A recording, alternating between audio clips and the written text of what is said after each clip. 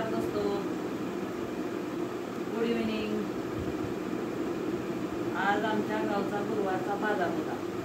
तर हे बघा, आज आमच्या बाजार काय काय आणलाय बघा, तुम्हाला दाखवते। आज सुरुवात करूया या भेंडीपासून।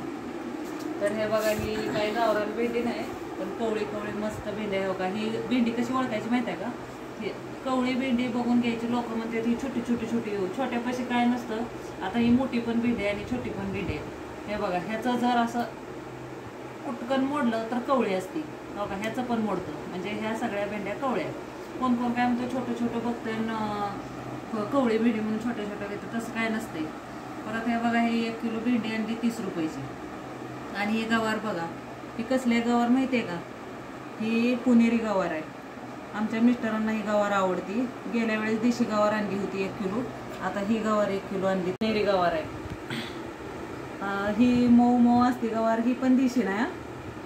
तर ही गवार ना एकदम खाल्ल्यावर छान लागते बरं का। अशी बारीक बारीक तुकडं करायचं, मग मिक्स होते। नाहीतर मग ह्याचा मसाला एकीकडे जातो, ह्याचं कुटी एकीकड, तेल एकीकड, असं ह्याला चिटकत नाही, कारण ही एकदम असं मऊ मऊ असते। आणि ही पण कवळी आहे। तर ही 1 किलो भेंडी गवार आणली, ही पण 30 रुपये किलो गवार आहे।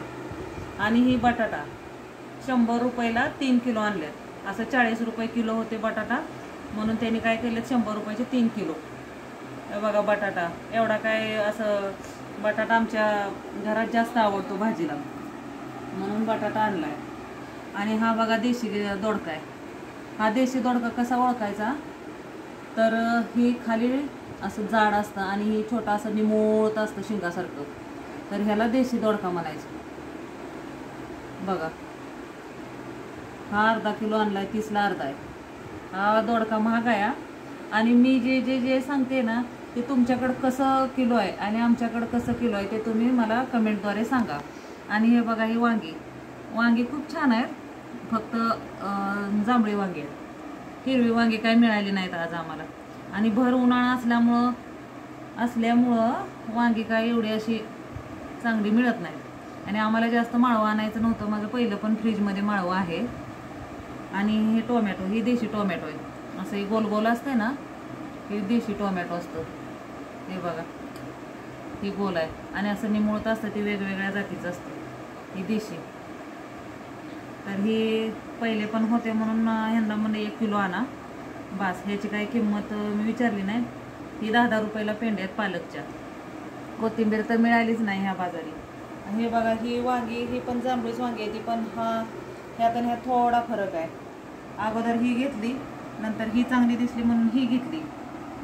तर बघा, एवढ्याच माळव्याला भरपूर पैसे गेलेत। आणि कसं आहे बरं का, आता उन्हाळा चालू आहे सगळा, आणि ह्या उन्हाळ्यामुळं सगळं माळवं, कोणतं पण माळवं घ्या, महागच असतं। आणि आम्हाला कसं पहिलं थोडं फ्रीजमध्ये माळवं आहे म्हणून मी सांगितलं मिरची आणू नका, कोथिंबीर पण आहे, पण कोथिंबीर पण मिळालीच नाही म्हणलं आहे घरात, पण असू दे। आणि हिरवी मिरची आहे घरात, टोमॅटो आहेत घरात। मग आता फक्त आम्हाला थोडं थोडं माळवं आणायचं होतं, की फक्त जास्त दिवस टिकतंय म्हणून ही 3 किलो आणले बघा। बटाटा पुण्याच्या भागात आहे, ह्याच्यापेक्षा पण बटाटा स्वस्त मिळतो। आमच्याकडे जरा महाग आहे बटाटा।